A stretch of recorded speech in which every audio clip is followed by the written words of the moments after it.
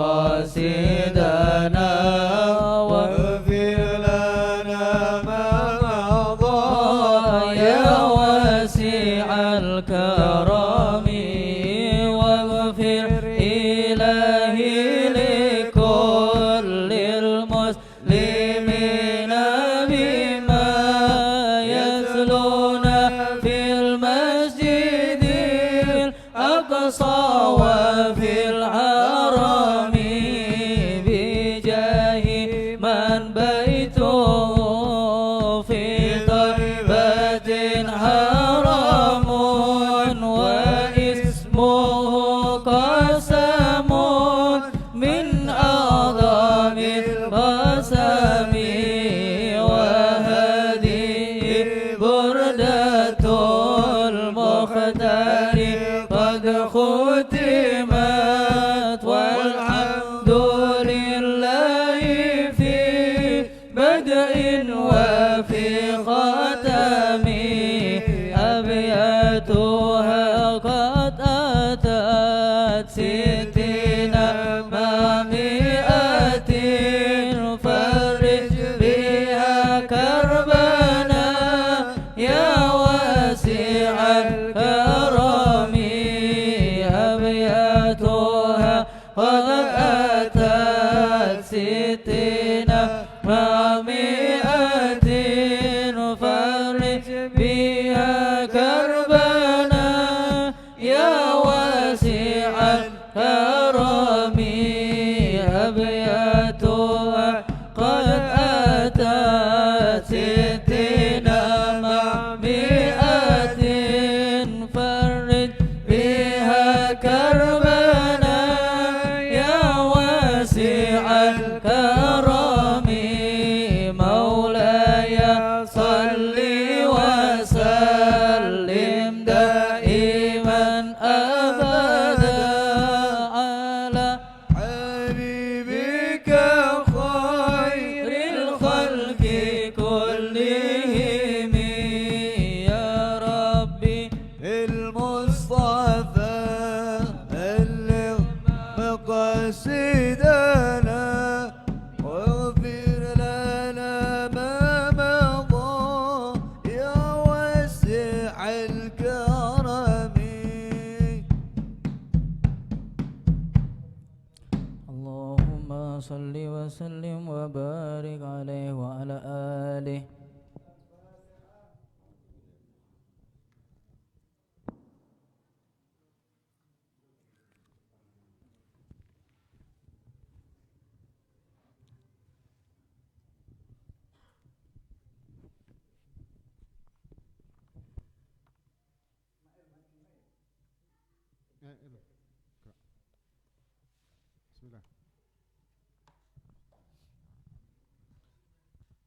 Bismillahirrahmanirrahim. Alhamdulillahi rabbil alamin wa bihi nasta'inu ala umuri dunya waddin.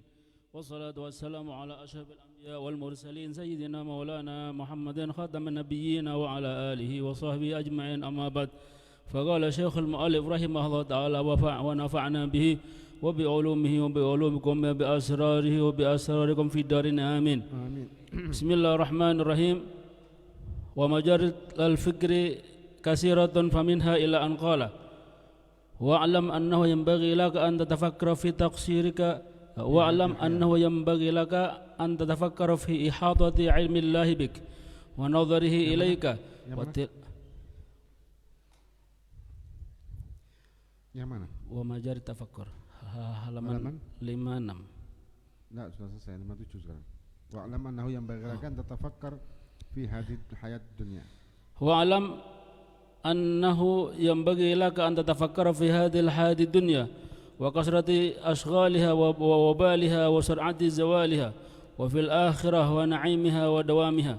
قال الله تعالى كذلك يبين الله لكم الآيات لعلكم تتفكرون في الدنيا والآخرة. وقال تعالى بل تؤثرون الحياة الدنيا والآخرة خير وأبقى. وقال تعالى وما هذه الحياة الدنيا إلا لهو ولعب وإن الدار الآخرة لهي الحيوان ولو كانوا يعلمون. وهذا التفكر يثمر لك الزهد في الدنيا والرغبة في الآخرة. بسم الله. Bismillahirrahmanirrahim. Alhamdulillahirabbil alamin. Wassalatu wassalamu ala asyrafil anbiya'i wal mursalin sayyidina wa maulana Muhammad khataman nabiyyin wa ala alihi wa sahbihi ajma'in, amma ba'du. Alhamdulillah, kita melanjutkan kajian-kajian kitab Risalatul Mu'awanah yang dikarang oleh Al-Imam Al-Habib Abdullah bin Alwi Al-Haddad rahimahumullahu ta'ala.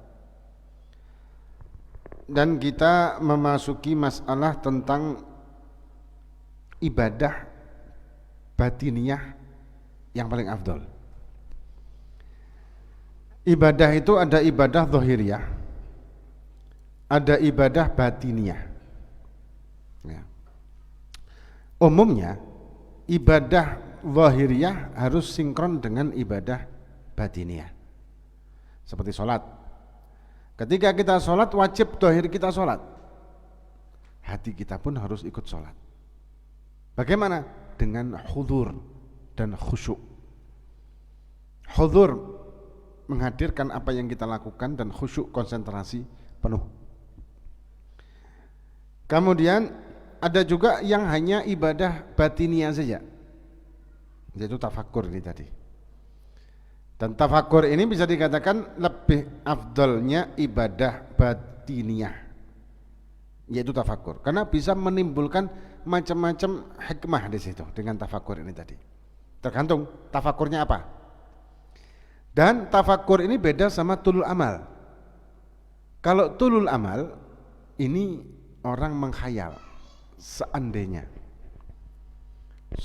aku punya rumah besar, seandainya aku punya mobil banyak, seandainya, ini namanya tulul amal.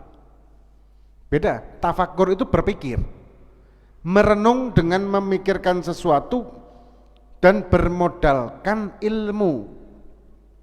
Bahkan ilmu pengetahuan alam pun, pengetahuan sains itu juga bisa dijadikan bahan untuk tafakkur. Misalkan kita tafakkur tentang penciptaan, tafakkur tentang makhluk Allah, kan otomatis kita harus punya modal ilmu pengetahuan umumnya, biologi, astronomi, dan lain sebagainya. Kemudian dikatakan wa'lam, dan ketahuilah annau yambaghi laka an tatafakkar fi hadhil hayatid dunya, seyogyanya engkau juga bertafakkur dengan kehidupan dunia. Wa kathra asghaliha wa wabaliha, dan banyaknya kesibukan-kesibukan di dunia dan juga rusaknya dunia. Apalagi zaman sekarang ini, kalau kita bisa melihat kondisi situasi dunia sekarang ini, ya luar biasa kan. Dengan wabah yang merajalela di mana-mana, dan orang serba ketakutan, serba panik. Segala macam kehidupan kita sudah tidak lagi seperti biasanya, atau tidak lagi normal. Kita biasa kerja, biasa majelis dengan mudah, tapi sekarang kan kita harus lihat prosedurnya gimana, harus begini, harus begitu. Beda. Menunjukkan bahwa dunia ini sebetulnya tidak akan tetap, akan ada perubahan-perubahan. Yang tadinya kita mungkin di zona nyaman, sekarang mau tidak mau kita keluar dari zona nyaman. Orang kan umumnya itu mencari zona nyaman. Di kehidupan dunia ini mereka umumnya mencari zona nyaman. Tapi sekarang kita bisa lihat zona nyaman di dunia ini mana. Sekarang sudah mulai berubah, banyak perubahan-perubahan. Kan dunia tidak tetap. Coba kita tafakkur dengan itu, bahwa dunia ini ternyata tidak tetap dan tidak abadi dan tidak kekal. Dan ada satu kehidupan yang pasti kekal dan tidak akan pernah berubah, yaitu akhirat. Ketika kita sudah masuk ke alam akhirat, maka kehidupan itu akan berubah menjadi abadi selamanya. Ketika kita masuk ke surga, maka kita akan khalidina fiha abada. Tidak akan berubah kehidupan kita terus keluar dari surga, begitu tidak mungkin. Tapi di dunia kehidupan naik turun. Tadinya mungkin dia ini orang yang banyak fulusnya, banyak duitnya, banyak usahanya, tahu-tahu kena pandemi gini anjlok. Yang tadinya dia sehat, seger, bugar, tahu-tahu lemah. Yang tadinya badannya kuat, sehat, tahu-tahu sakit-sakitan. Bagaimana perubahan dan juga masalah dunia yang juga ternyata tidak bisa menjadikan kita bahagia. Berapa banyak orang yang berusaha mengumpulkan dunia, dan kalau kita pikir secara kita orang awam ya, gajinya ini padahal fantastis loh. Ada orang punya gaji itu 1 bulan sampai miliaran.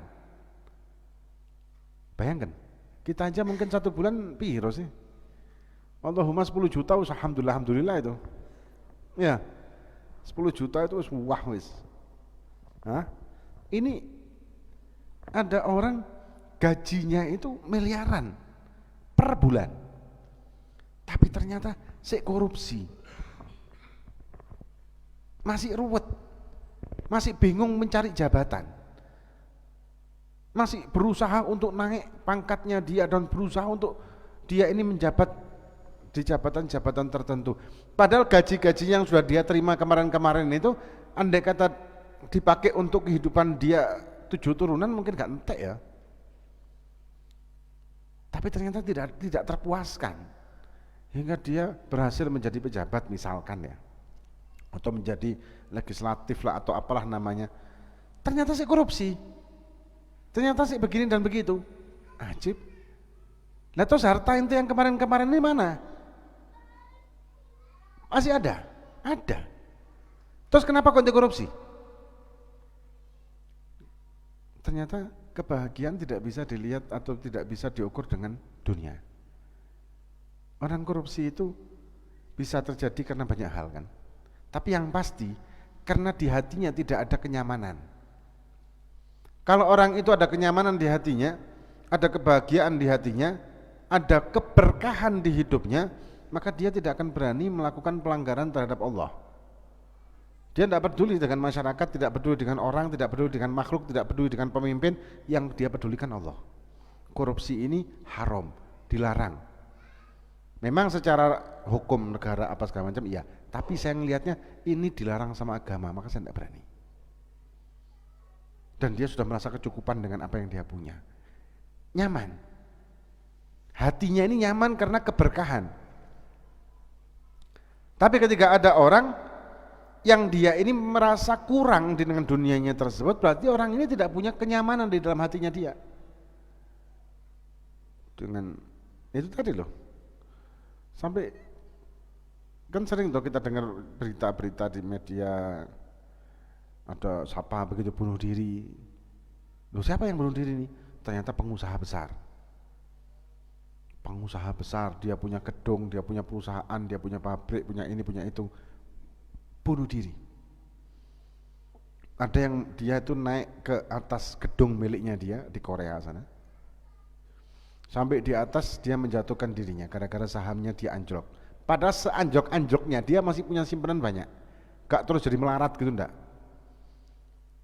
Tapi stresnya dia ini sampai dia bunuh diri. Ada yang berhenti di gara-gara resesi yang beberapa tahun yang lalu di negara Eropa.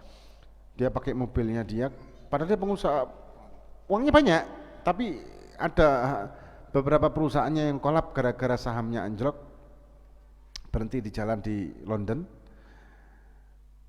dengan mobil mewahnya dia, dan dia tidak bawa sopir, dia menyetir sendiri bilangnya, sampai di tepi kereta, rel, dia berhenti di situ lama, kemudian ada kereta lewat, dia turun, sebelum kereta lewat itu dia turun dan melompat ke tengah-tengah rel itu tadi, tabrak sama kereta. Ajib.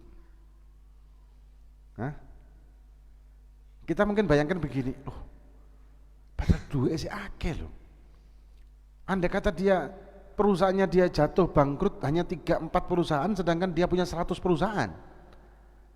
Masih 97 perusahaan yang dia punya. Walaupun nilainya akan turun betul, tapi seturun-turunnya dia tidak akan makan sego karak ya kayak bahasa kita ya.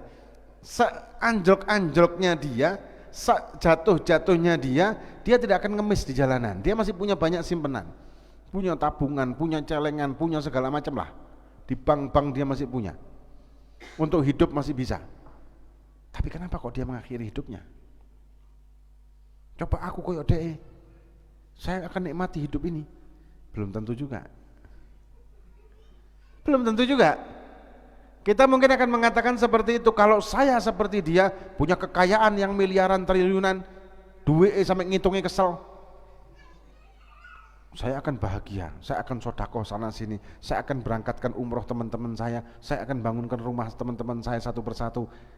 Kita akan punya niat seperti itu, ya, tapi itu kalau belum dapat. Kalau sudah dapat betul-betul, memang ternyata dapat, dia akan sibuk menambahkan lagi hartanya. Dia bingung dengan buat apa ini harta ini harus saya jalankan lagi supaya dapat lagi. Akhirnya diperbudaklah dia dengan dunia. Coba kita tafakur ini. Kita tafakur dengan sekeliling kita atau dengan kita sendirilah. Ketika kita punya uang, apakah kita mempunyai uang tersebut kita berkuasa atas uang kita atau kita dikuasai sama harta kita? Bingung mau investnya kemana, bingung untuk jaga duitnya, bingung wedi ketemu uang cek gak dihutangi. Ono koncone ngebel, waduh kita utang iki. Waduh iki model-modele anu iki. Hah? Serba bingung dengan harta yang kita miliki. Ternyata inilah dunia. Coba kita tafakur. Dengan apapun yang di diri kita masalah dunia. Dan kita bandingkan dengan akhirat. Wa sur'ah zawaniha. Dan cepatnya hilangnya harta dunia ini. Yang tadinya Masya Allah dia punya banyak, tahu-tahu hilang, tahu-tahu bangkrut. Wa fil akhirati wa na'imihi wa dawami. Dan juga pikirkan di akhirat yang dengan kenikmatan-kenikmatannya dan dengan kelanggengan keabadiannya. Bandingkan. Dunia ini sementara. Apalagi sekarang-sekarang ini ya, hampir tiap hari lah ada broadcast innalillahi wa inna ilaihi raji'un. Hampir tiap hari. Nggak tahu apakah itu memang gara-gara wabah ini atau mungkin karena banyak orang yang sudah baik-baik, orang baik-baik yang diambil oleh Allah karena sudah akhir zaman. Wallahu a'lam. Kayak orang baik-baik yang diambil oleh Allah Subhanahu wa taala itu menandakan akhir zaman juga kan. Wallahu a'lam. Tapi atau mungkin karena sekarang ini sudah canggih adanya media sosial. Kalau zaman dulu juga sebetulnya kematian itu jumlahnya juga sama, cuman kita tidak begitu mendapatkan berita dengan cepat. Kalau sekarang karena media sosial jadi cepat. Wallahu a'lam. Tapi yang pasti coba kita lihat. Berapa banyak orang yang meninggal yang kemarin masih ketemu kita, masih ngobrol sama kita, masih WA sama kita. Duh, sik wingi. Kan biasa gitu kita ini. Kalau ada orang yang meninggal teman kita biasanya mengatakan, "Loh, sik wingi lho aku padahal. Loh, sik wingi ngobrol, loh sik wingi." Ternyata sudah tidak ada. Yang harus kita yakinkan adalah dunia ini tidak akan abadi. Kita tidak akan pernah hidup seumur dunia. Tapi kita pasti hidup seumur akhirat. Nanti kita di yaumil qiyamah kita akan hidup seumur akhirat dalam arti khalidina fiha, abadi. Kekal sak lawase. Tapi di dunia tidak akan ada orang yang kekal di dunia. Dunia pun tidak akan berumur panjang. Dunia ini sudah tua. Dan suatu saat ketika Allah menghabiskan atau menghentikan alam dunia ini selesai sudah. Ganti alam akhirat. Nah. Tapi kenapa kita kok masih mengejar dunia tidak mengejar akhirat? Kita masih sibuk dengan mengejar dunia yang tidak akan pernah kita merasakan hidup selamanya di dunia, dan kita nyantai dengan mencari kehidupan bekal untuk kehidupan akhirat yang pasti kita kekal selamanya di akhirat. Logikanya kemana? Mencari bekal untuk kehidupan di dunia yang sementara itu sepenuh hati. Bahkan kalau kita persentase di 24 jam sehari ini untuk mencari dunia itu lebih dari 80% mungkin. Dalam 24 jam. Mencari kesenangan dunia, kenyamanan dunia, kenikmatan dunia, hiburan dunia, uang di dunia. Kerja 8 jam. Nah, coba kita hitung ya. Kerja itu 8 jam. Itu kalau sesuai UMR. Ada yang ternyata tidak sesuai UMR juga. Misalkan jeragan rotok kejem bisa 12 jam. Nah, ada yang punya toko sendiri bisa lebih juga kan seenaknya dia. Tidur berapa jam? 8 jam. Dan rata-rata di antara kita tidurnya cuma tidur dunia, bukan tidur akhirat. Apa maksudnya tidur akhirat? Segala sesuatu yang hukum asalnya itu mubah, kalau kita niat taqarruban ilallah maka menjadi sunnah. Tidur pun demikian. Tidur itu sunnah kalau kita niatkan taqarrub ilallah. Tapi kalau kita tidak berniat apapun, ya tidur itu menjadi mubah yang asal hukumnya memang mubah. Ana mau tidur jam 10 malam misalkan ya, Ana mau tidur supaya nanti jam 3 bisa bangun untuk tahajud. Ini menjadikan tidurnya berpahala, walaupun ternyata kebablasan. Kebanyakan di antara kita tidur ya sekedar tidur aja, turu ngantuk tidur. Tapi apakah kita pernah meniatkan untuk taqarrub ilallah dengan tidur kita? Jarang. 8 jam istirahat untuk dunia, 8 jam mencari kerjaan dunia, sudah 16 jam. Mandinya pun kita tidak mandi yang sunnah, mandi biasa. Padahal mandi itu juga bisa menjadi sunnah tadi dengan taqarrub ilallah. Mandi berapa? 5 menit? Hah? Mandi sak macai, sak segala macam lah mandi, anggap mandi 2 kali sehari. Anggap sak jam. Total. Ya mandi sak buang air besarnya segala macam. Anggaplah sak jam. Sak macai, sak suriane, sak minyak wanginya, apalagi perempuan bisa 2 jam itu. Kemudian makan total 3 kali sehari, makan berapa jam? Dan makannya hanya makan sekedar makan supaya dapat gizi, dapat nutrisi, dapat ini, dapat itu, supaya kuat. Wes. Kenapa? Ente makan kenapa? Ya karena lapar. Padahal makan juga bisa taqarruban ilallah. Bisa makan itu juga bisa makan akhirat, bukan makan hanya dunia dapatnya. Kemudian ngopinya berapa jam? Jagongannya pirang jam? Majlis sama teman-temannya berapa jam? Jagongan sama keluarganya berapa jam? Delok TV berapa jam? Ngajinya berapa jam? Coba dalam 24 jam hidup kita ini ternyata kita cuman mencari akhirat berapa persen? Akhiratnya cuma berapa persen? Liyane dunia. Sedangkan di dunia kita hidup tidak akan pernah selamanya.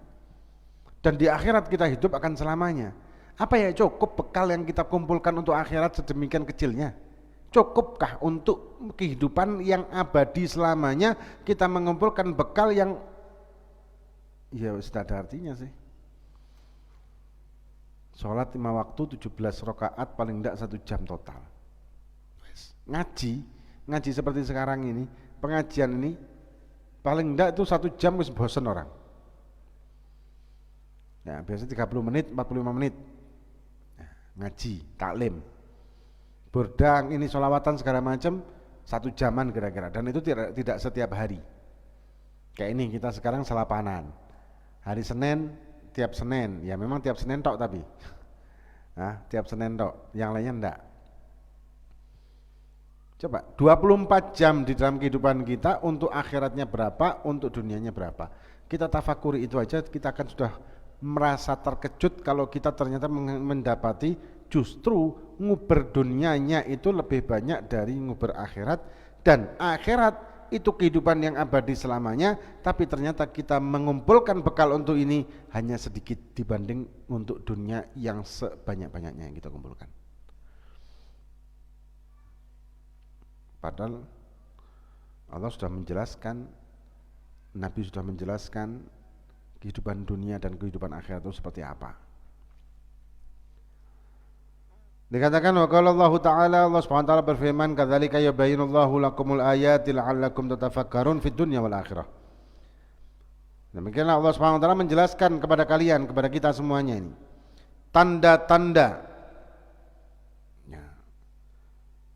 la'allakum tatafakkarun, supaya engkau berpikir tentang apa yang ada di dunia dan akhirat. Kita sudah dikasih sama Allah pengetahuan. Nabi kita sudah menurunkan kepada para sahabat, para dzurriyyah Nabi, dan sampai kepada para ulama-ulama kita pelajaran-pelajaran tentang mengenal hakikat hidup. Ketika kita memahami hakikat hidup, maka kita akan memahami makna dari akhirat dan makna dari dunia itu sendiri.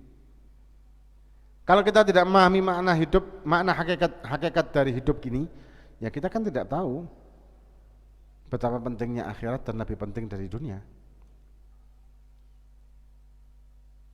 Nah, maka itu dengan tafakur seperti ini akan menumbuhkan di dalam hati kita rasa ingin mempelajari lagi hakikat hidup. Dan mempelajari hakikat hidup itu ya mempelajari syariat ini. Melajari tauhid sebagai landasan, mempelajari fikih sebagai bangunan di atasnya, dan juga mempelajari tasawuf yang bergandengan dengan fikih itu. Hingga membuka mata hati kita, membuka pemikiran kita, membuka pemahaman kita makna hakikat dari hidup ini, baik hidup duniawiyah maupun di ukhrawiyahnya. Kemudian wa qala Allah Ta'ala bal tu'thirunal hayatad dunya wal akhiratu khairun wa abqa. Ya, ketika memilih kehidupan dunia dan akhirat itu sebetulnya lebih baik dan wa abqa, abadi salawase. Tapi malah kita memilih dunia, kehidupan dunia. Ya, manusia ya. Padahal dia menyadari. Kayak sekarang ini ya, dengan pandemi yang demikian luar biasa ini, kita kan sibuk untuk ikhtiar secara zahiriyah, secara duniawiyah, cuci tangan, pakai ini apa namanya itu semprotan itu, terus pakai masker, gak cukup satu maskernya dua, sampai kayak sambean. Mau salaman sih rodok grogi gitu. Jejer ini ya, ini sebetulnya melanggar prosedur nih orang ini. Tapi tadi sudah disemprot kan, harusnya semproti kabeh, awak-awak kabeh semprot bisa. Ini ikhtiar, ini bentuk dari ikhtiar zahir kita, bentuk dari ikhtiar duniawiyah kita. Perlu, ya perlu. Pentingkah ini? Penting. Harus kita lakukan, ya. Tapi jangan lupa, kita juga harus ikhtiar batiniyah. Kita juga harus ikhtiar secara ukhrawiyahnya. Dengan apa? Dengan makin meningkatkan diri kepada Allah Subhanahu wa taala, kedekatannya. Dengan semakin menggiatkan diri kita untuk mengenal Allah dan Rasulnya. Dengan semakin menyadari bahwa kita ini ternyata bukanlah apa-apa dan siapa-siapa di hadapan Allah, Sang Maha dari segala maha. Maha segalanya maha sudah. Yang ternyata kita ini tidak dibutuhkan oleh Allah. Dan kitalah yang membutuhkan Allah. Sadari ini dengan hati kita. Itu bentuk ikhtiar juga secara zahiriyah, secara batiniyah. Zahiriyah wajib kita cuci tangan, kemudian jaga jarak lah, inilah dan seterusnya sesuai dengan prosedur kesehatan itu resmi. Ya sudah, itu pakai itu. Dan kita meningkatkan imunitas tubuh kita dengan vitamin, dengan makanan-makanan yang apa yang bisa meningkatkan imun ya, yang paham ya dokter, yang ahli kesehatan. Atau obat-obat tertentu yang bisa mengangkat imun kita, yang paham juga mereka para ahli kesehatan. Tapi juga kita wajib ikhtiar secara ukhrawiyah, yaitu batiniyah ini. Ini kadang-kadang kita malah melupakan. Justru yang ada dengan pandemi seperti ini malah kita menjauh dari Allah. Misalkan masjid ditutup, tidak bisa sholat di sana, ya wis. Terus sampai sholat inti, ya kula mboten sholat, masjidnya ditutup. Lho mboten sholatan griya, mboten. Atau ya saya sholat di rumah sendirian. Iya, ada istri, ada anak, ada. Gak jamaah sama mereka? Enggak. Tadinya saya giat jamaah di masjid, tapi berhubung di masjid itu ditutup, ya sudah saya sholat sendirian. Lah sholat sendirian di rumah itu jamaah enggak? Enggak. Ada orang di rumah? Ada. Kenapa enggak jamaah? Iya, repot sendiri-sendiri soalnya. Nanti istri saya ajak jamaah lagi sibuk di dapur, anak saya ajak jamaah bingung ambek Mobile Legends-nya. Nah, malah mundur kita ini. Malah mundur. Ya karena keliru itu. Bukannya makin mendekat kepada Allah, malah menjauh dari Allah. Kemudian dikatakan, wa qala ta'ala ma hadhil hayat dunya illa lahwun wa la'ibun wa inad darul akhiratu lahiyal haya lahiya apa nih kok hilang? Hah? Lahiyal hayawan la kana ya'lamu. Kemudian dikatakan Allah SWT berfirman, ini Ankabut ya, surat Ankabut. Wa ma hadhil hayat dunya, dan tidak ada ini kehidupan dunia illa kecuali lahwun wa la'ibun, kecuali ya tidak ada artinya sih sebetulnya. Kehidupan dunia ini tidak ada artinya kalau kita mengejar kehidupan dunia. Kemudian darul akhirah lahiyal hayawan laukanu ya'lamun. Nah kalau akhirat itu memang sebenar-benarnya kehidupan, andai kata kalian mengetahuinya. Mereka mengetahui. Tadi yang sudah kita bahas ya, kehidupan akhirat itu kan kekal abadi selamanya. Nah itulah yang hakikat hidup. Kalau dunia ini kan darul apa namanya? Darul mamar, lewat, istirahat, rest area. Kemudian darul akhirah, darul magar, tempat tinggal. Jadi sebetulnya kita tidak pernah menjadikan dunia ini sebagai tempat tinggal kita, tidak, karena kita cuma numpang lewat dari lahir sampai mati. Tok. Tapi ketika di akhirat begitu masuk ke dalam alam akhirat, ya wes salawasi sudah di sana, selamanya di sana. Nah itulah kehidupan hakikat dari kehidupan. Dan itulah yang hakikat masa depan. Tapi ternyata kita mengejar masa depan bukan masa depan di akhirat, masa depan dunia. Coba, kita lebih bingung sekarang ini anak-anak kita sekolahnya online. Banyak yang sambat. Sekolah online, banyak yang sambat. Ya berat memang, mau enggak mau katanya. Ya wis, tapi berat kan sekolah online. Cuman ngajinya ya apa? Apakah kita juga memikirkan bagaimana ngaji anak? Ketika mungkin pengajian anak-anak di madrasah di langgar-langgar TPA TPG itu sudah tidak boleh misalkan, apakah kita juga memikirkan ya apa ngaji nih kira ini? Apakah kita memikirkan seperti itu atau hanya kita memikirkan bagaimana pelajaran dia sekolah bisa dapat ijazah? Supaya apa? Supaya masa depannya terjamin. Apakah kita juga memikirkan bagaimana anak kita mengenal Allah dan Rasul, mengenal syariat, mengetahui cara ibadah yang benar, supaya dia nanti kehidupan di alam akhiratnya lebih nyaman? Apakah kita tidak memikirkan itu juga? Kebanyakan tidak. Bingungnya masalah sekolah yang pengetahuan umum aja. Boleh, bukan tidak boleh, silahkan. Tapi jangan lupa, siapkan anak kita untuk kehidupan masa depan yang benar-benar masa depan, yaitu akhirat. Bukan cuma masa depan semu yang hanya di dunia. Paling banter orang tersebut ketika dia sukses di dunia itu kerjanya cuma sampai umur berapa sih? 60 aja mungkin sudah pensiun. Anggaplah dari 40 tahun dia sudah S3 dan doktor lah inilah. Dan dia punya jabatan, punya segala macam. Anggap 30 tahun. Sampai 60, 30 tahun dok. Anggaplah 65, 35 tahun.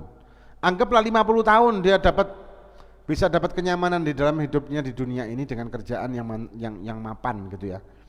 Dia punya perusahaan lah, bisa punya ini jabatan dan lain sebagainya. Anggap 50 tahun. 50 tahun terbatas.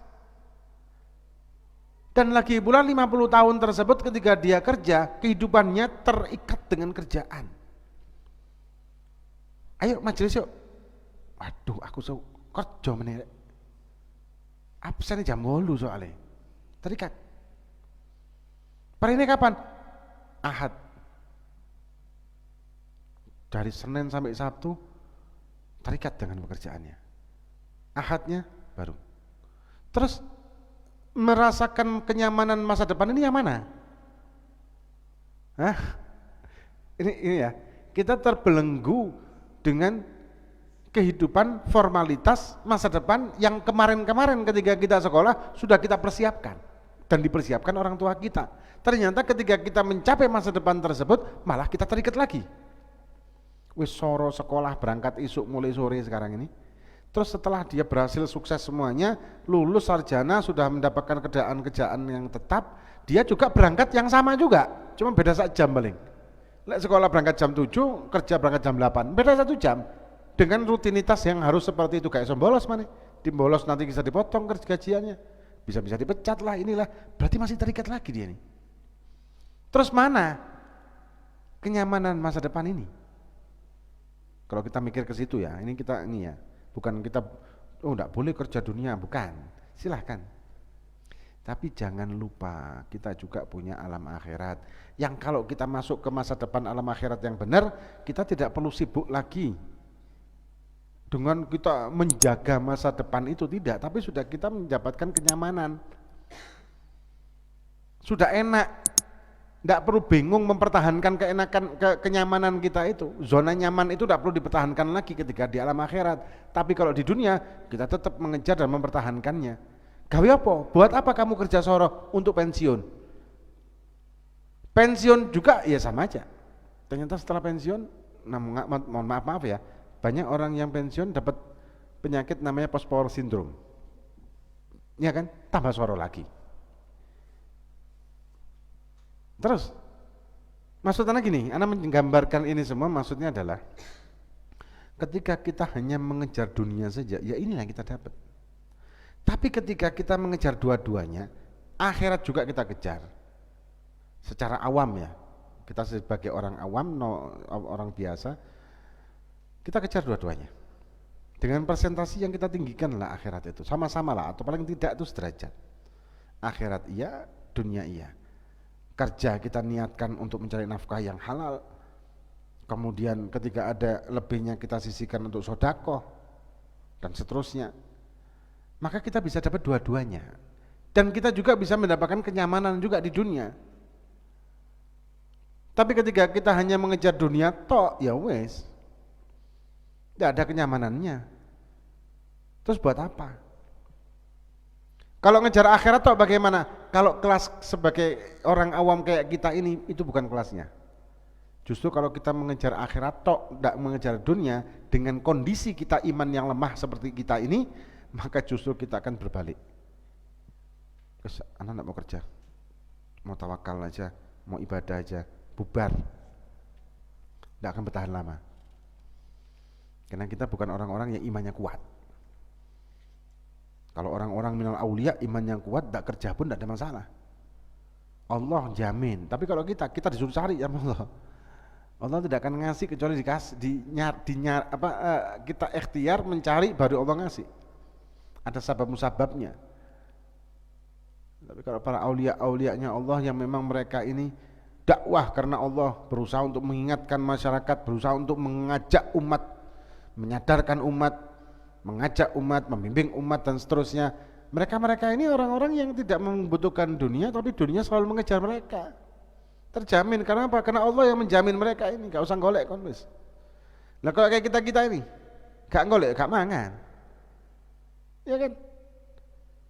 Tapi ketika kita fokuskan hanya untuk mencari makan di dunia saja tanpa mikirkan makan di akhirat, ya ini kayak tadi sudah. Malah sorok urip kita. Coba tafakurkan seperti itu. Maka dikatakan wahada terakhir ya, wahada tafakur yuthmiru laka zuhda fid dunya wa raghbah fil akhirah. Tafakur ini bisa menumbuhkan zuhud, bisa memunculkan zuhud, tidak cinta dunia. Tidak cinta dunia, zuhud tidak cinta dunia, dan juga punya hasrat keinginan ke akhirat dan semangat untuk menjalankan ibadah. Nah, ini sedikit banyak yang bisa kita sampaikan, dan insya Allah ada pengumuman untuk Jumat Wage.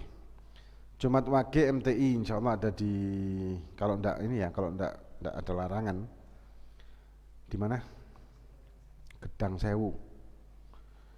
Terus nanti Jumat Ponnya, karena ada larangan di tempat yang akan didatangi itu, yang jadwal rutinannya dipindah di pondok lagi dan kita membaca Aqidatul Awam, Tauhid Aqidatul Awam di pondok. Dari Jumat Pon itu di pondok, dan mungkin nanti mungkin akan rutin di pondok itu, wallahu alam ya, nanti dilihat kondisi. Wallahu alam bisawab. Fatihah bismillah fakana fi dunya wa hadika nusarha wa man asafana sallallahu alaihi wasallam hatta nabi al-fatihah salatan وإنا من الله بحق الفاتحة وأصلي الفاتحة بركة الفاتحة تقبل منك سمعنا وتب علينا إنك تقبل اللهم استعان بنا في الأرض بن جبس والعافية والرحمة والتعاطي يا أرحم الراحمين وصلى الله على سيدنا محمد وعلى آله وصحبه وسلم الحمد لله رب العالمين.